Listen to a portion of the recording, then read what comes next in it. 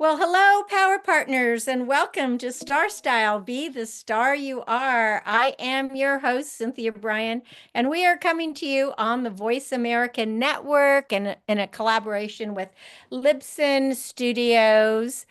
Today's show is going to be a lot of fun, I hope, for all of you.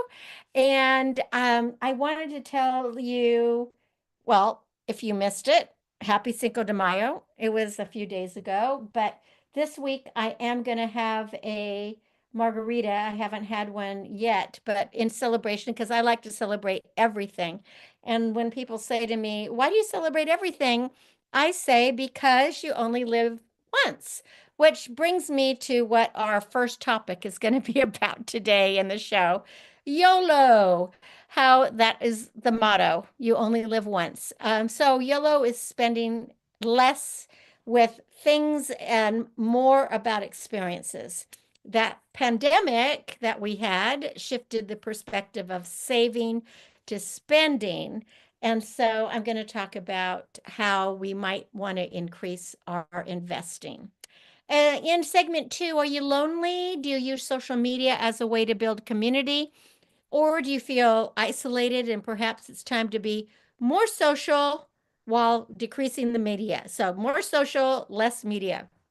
And finally, Mother's Day is this week. It's an occasion to celebrate the women in our lives who have been our role models, whether biological, adopted, or chosen.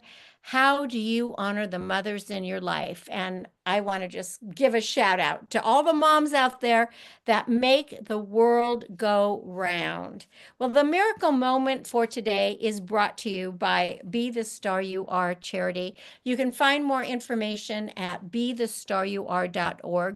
And it's from Wilma Atkinis. A friend is someone who sees through you and still enjoys the view. How many people have those kind of friends? I am a big believer in counting my what who I call friends on one hand because we can have lots of acquaintances and lots of colleagues and lots of business partners, but when it comes to friends, ah, that's really rare. You need to really go deep with that. So that this really symbolizes what a friend is to me. It's someone who sees through me no matter what my flaws are and what the caveats, whatever, and still enjoys being with me. So think about that one. I think it's a really good one. All right, let's talk about the era of YOLO spending. You only live once. That's the motto. YOLO. You only live once. And it is a motto that is often used to justify, adventure, indulgence. I mean, even some risky behavior. I was a skydiver. I'm not doing it anymore. I guess that's considered risky, but I thought it was fabulous. But in any case, maybe YOLO means to you, having two desserts, or maybe it's buying this real fancy car when you really have a budget for, I don't know, for a used car. It's also become shorthand for the pandemic era spending habits. Americans spent 32% more on non-essentials in 2022 than in 2018. And not just because of inflation, it was during the height of COVID-19 that this YOLO trend emerged of treating ourselves with non essential purchases that would provide like instant gratification rather than saving for a rainy day. Was it because the pandemic made us realize that life is short, could be cut even shorter? I kind of felt that way. I had friends that died before the vaccine came out, and that was really scary. Was the money we saved on commuting or going out to lunch or buying, those new clothes to wear to the office?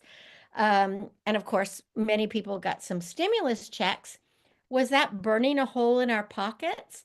Some analysts think the change in spending habits had more to do with monetary policy than existential crises.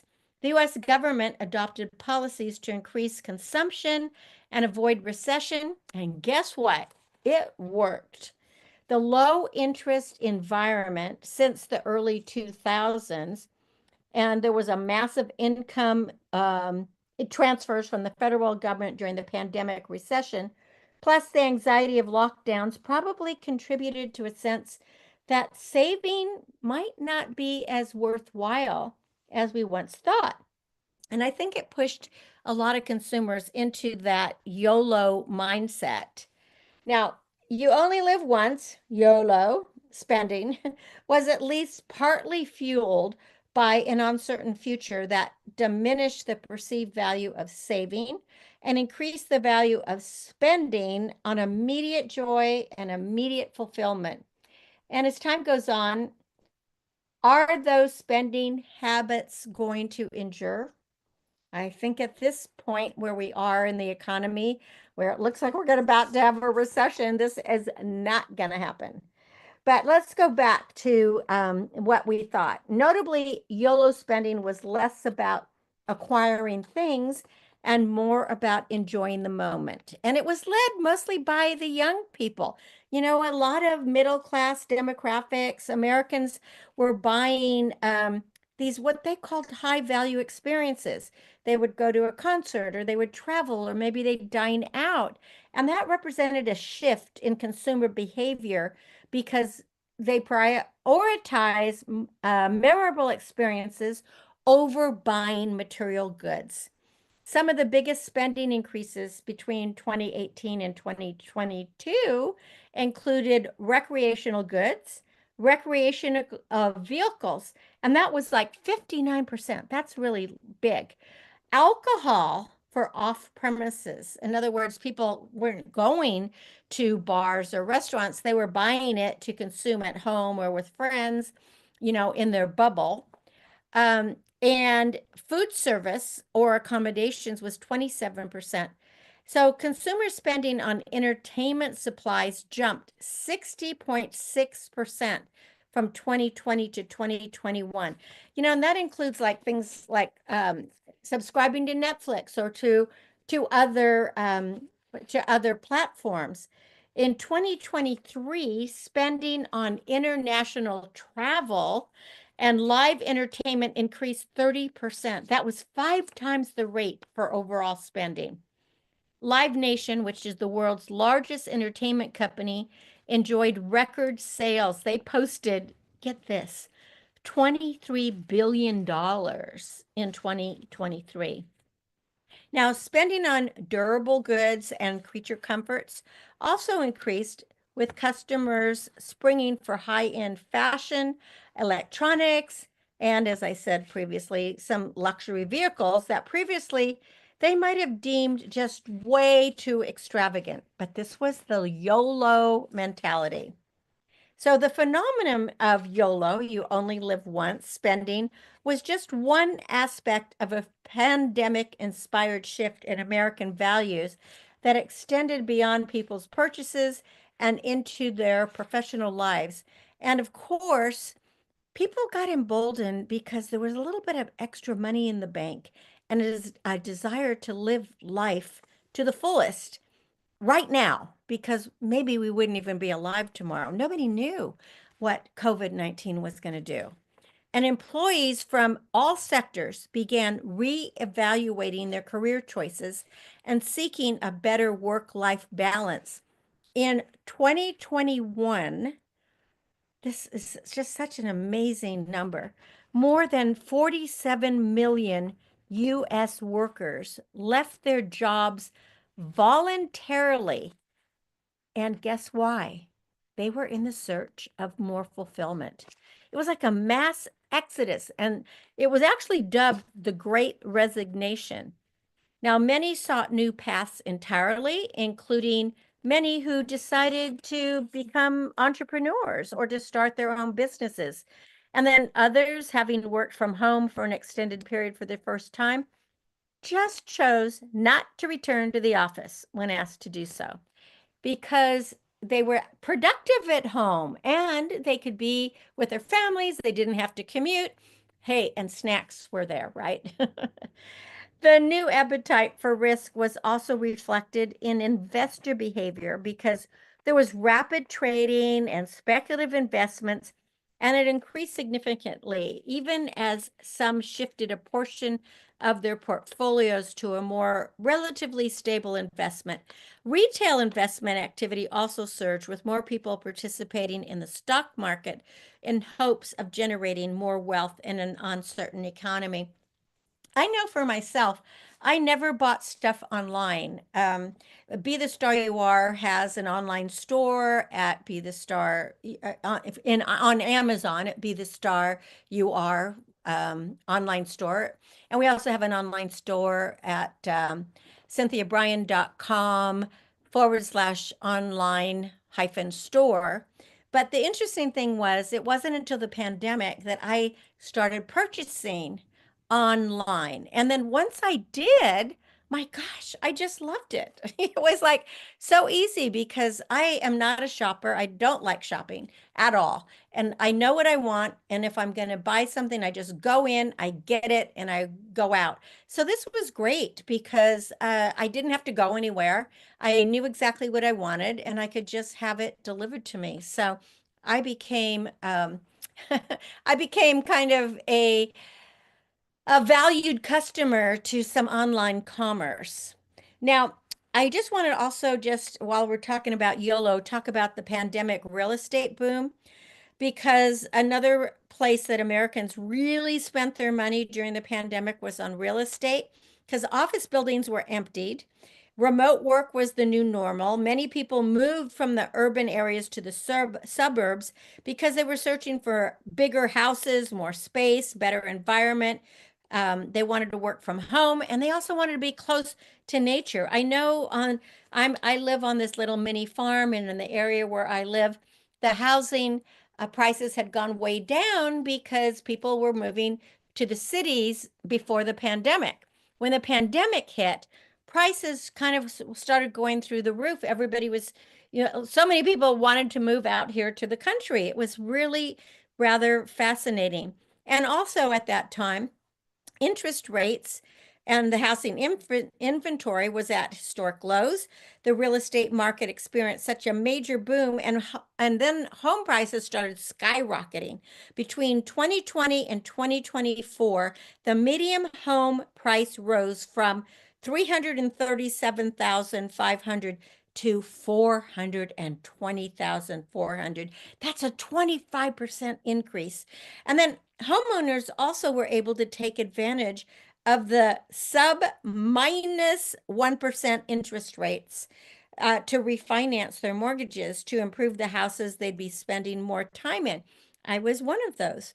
And according to a 2021 survey, 8% of Americans took a cash out refinance, and nearly 60% of those people used the money for renovations, from kitchen remodels to pool, installations and other outdoor enhancements. In other words, YOLO. If you ever live, you only live once, you wanted to live in kind of the house of your dreams where you weren't going to get COVID-19 and you could go outside and breathe some fresh air and have some trees around you and some nature. Sadly, now interest rates are for homes are through the roof. It's really hard to buy a house. The inventory is very low, and most people cannot afford to buy a house now because we're kind of heading towards a recession. So things really change.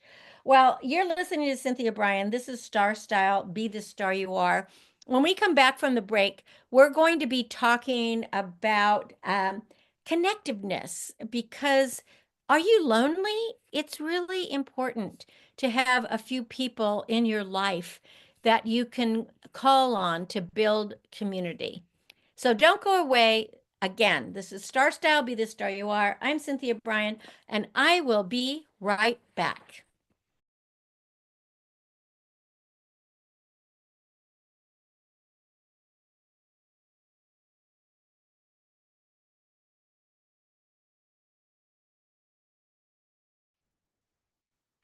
Well, you're listening to Cynthia Brian. This is Star Style, Be the Star You Are. I am glad that you stayed with us for our second segment, because this is all about connecting. It's about community. It is about overcoming any loneliness. The health effects of loneliness on individuals are profound. Loneliness is associated with a greater risk of cardiovascular disease, dementia, stroke, depression, anxiety, and even premature death. So the effect on mortality is equivalent, get this is crazy, to smoking 15 cigarettes a day and greater than the effect of obesity or physical inactivity. In other words, if you're lonely, this is really detrimental to your health. So connection and community are the promises of social media, but I don't know, do they deliver? I'm not a fan of it, but we're going to dive into it. Is social media just a new kind of wall that's between neighbors? Actually, the answer is very complex, but it is unfolding. In the social media age, relationships are in some ways much more durable than in the past because once upon a time, careers, family, life events would cause friendships to fail because of entropy or geography, or where social media has helped to stay connected, even if loosely at times. I mean, in my own family, neither of my children live close by. I either have to get on an airplane or drive several hours in order to see them. So having some social media or FaceTime, this is good for us. Now, we all know that having a strong social network is associated with positive mental health and well-being. Routine social media use may compensate for diminishing face-to-face social interactions in many people's busy lives. Social media might also provide individuals with a platform that overcomes barriers of distance and time, just like what I'm doing, because I can't go and see my kids, I can't say come for dinner because, it takes planning and it takes a flight. But there are a lot of barriers, distance and time. So social media can allow us to connect and reconnect with others. And therefore, that does expand and strengthen our in-person networks and interactions. But there is, I should say, some empirical evidence that supports this. However, researchers have also found evidence that social media can be beneficial, particularly for individuals that face isolating experiences. And across the social media landscape, there are pockets of communities that help one another manage all the complexities of life. Individuals can make connections with others experiencing medical conditions, PTSD, addiction, grief. Basically, you can find support for any challenge that you're facing, such as, foster kids struggling with the adult world after they reach the age of majority. Now, even when the stakes are lower, social media can also support health and fulfillment. Hobbyists can have access to information and inspiration at a scale that is previously unimaginable. For example, you want to do 18th century woodworking? Do you want to knit some clothes for cats? Do you want to design costumes? Whatever you can imagine, you will be able to find an abundance of it either on YouTube or somewhere on social media. And even among youth, there's evidence that social media is beneficial, though public health leaders keep urging a varying degree of caution and generally suggest that children under the age of 14 be kept away from social media completely. Now, in 2023, the US Surgeon General issued an advisory imploring policymakers to take notice of evidence suggesting a profound risk of harm to the mental health and well-being of children and adolescents. And they were encouraging additional research. And at the same time, the American Psychological Association Board of Representatives released a related advisory, and that was their first ever, by the way. It encouraged a balanced approach to use social media policy and encouraged additional research. So what did the board write? It said, in quotes, using social media is not inherently beneficial or harmful to young people. Adolescents' lives online both reflect and impact their offline lives. In most cases, the effects of social media are dependent on adolescents' own personal and psychological characteristics and social circumstances. And that is the end quote. So it's important to realize that there are benefits for teens and adults, but obviously we can all get something out of social media, but we have to have a balanced view. So, what's the social potential? Social media content feeds, we have to remember, are created by opaque algorithms, and they have a deep insight into our lives, into our habits, into our purchases, our beliefs, and they serve as an infinite trough of of content, and they advertise to us. And the advertising is designed to capture our attention, and it could be through joy, curiosity, or could even be through rage. And soon enough, one can find oneself in like a filter bubble of people, ideas, and products that align very closely with our own perceptions. And then we only get a glimpse of other opinions from provocateurs that are effective at gaining attention by antagonizing or maybe even being rather hostile. So, for people who are already experiencing stresses in life, social media can amplify them. And for people going through tough moments, perusing others' highlights, the reels of their vacations or their grandkids or their beautiful meals or their beautiful bodies, that can make people feel really worse.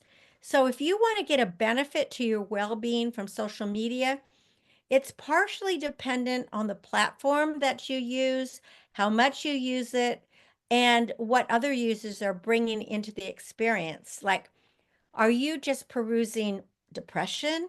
That's going to make you depressed. Other risk factors include income and gender and race and age. Women and minorities experience higher levels of directed and undirected sexism and racism on social media. And it's very hard to opt out of content you don't want to see. It's social media's strange mix. So, and like a lot of people follow these posts about cats, but then there might be a story about a tragedy, and then a photo of, your a friend's, beautiful vacation. I mean, I don't know. This compared to moderate use, heavy social media use of 2 or more hours a day is associated with double the odds of reporting increased perceptions of social isolation. And that's compared to those who use social media for less than 30 minutes a day. So if 2 hours seems like a lot, several studies suggest that that is actually below the average amount that most people spend on social media. It's easy to say that one should just avoid social media, but that's, I think, completely unrealistic. I know with the teens that I work with, some of them are on social media all the time, trying to keep it positive, but sometimes social media is the only place you're going to find the information about local events or restaurants or community bulletins. And it's also so prolific. Between 80 and 90% of adults of all ages use at least one social media platform. And usually they have a smaller number, but still a majority of adults age 65 and above participate in social media too. So social media is with us, whether you're young or old, it doesn't matter. We're kind of keen on it. So the bottom line is that moderation and intent are keys to helping you get more out of what you want with social media. So checking social media can be part of a healthy daily routine, but using it as a time filler is negative, and that is going to lead to depression. So for better social media experience, it's best to embrace the social, like with other people, but be cautious that you're actually talking to real people and not scammers or not predators. I mean, that can also be really scary. So bring conversations with a group of friends out of the public space of posts and comments. Use a group chat instead. And then there there's not a risk of people coming across things that you really only wanted for your peers. So just respond and connect with friends and seek to participate, but not just to consume content because you don't want to be arguing with strangers. That's a no-win situation. Also, be aware that images, news articles, and even comments could be produced by AI, and that's designed to sell you things or elicit an emotional response. So, if you see something on your feed that seems too good to be true or too bad, just remember that is probably true, and it is the work of an unknown actor trying to manipulate your feelings. So the bottom line is it's really important to not be lonely by maintaining your social wellness with others. It gets harder as we get older for sure. Social media can be a good tool to combat it, but it will not replace the old-fashioned one-on-one visits, phone calls, dinners, walks in the park, whatever it is. If you can have actual face time as opposed to phone FaceTime, when you get together with someone, it's a good habit to keep your phone in your pocket or your purse, prioritize the other person. And, other things that would be good, do some things like fitness classes or volunteer or, make pottery, do something that can be fun with other people. You can also make some new acquaintances. And if you're feeling lonely, bring it up with your health care provider or your faith leader. Paraphrasing the Surgeon General, nobody wants to become a crotchety old person, but life is tough. You don't want to become a grump. So, you know what? Just get together with people that you love. So that's it for this segment. You're listening to Cynthia Brian. This is Star Style. Be the star you are. I'm going to skip a business bite today just because it's Mother's Day is coming up, and I want to give you a couple of tips on how you can celebrate your mom. So I'm not going to take a break. I'm going to go straight to talking about doing something that would be really fun for your mom. Because let's be real, moms do so much, and it is Mother's Day. So this is our excuse to kind of spoil the women in our lives, whether they are our own moms or our chosen moms, adopted moms, whatever it is, just we want to do something to share the love and let them know that we are grateful. So when you're trying to come up with ideas for Mother's Day, some things to keep in mind are number one, her interests. Think about what makes her happiest.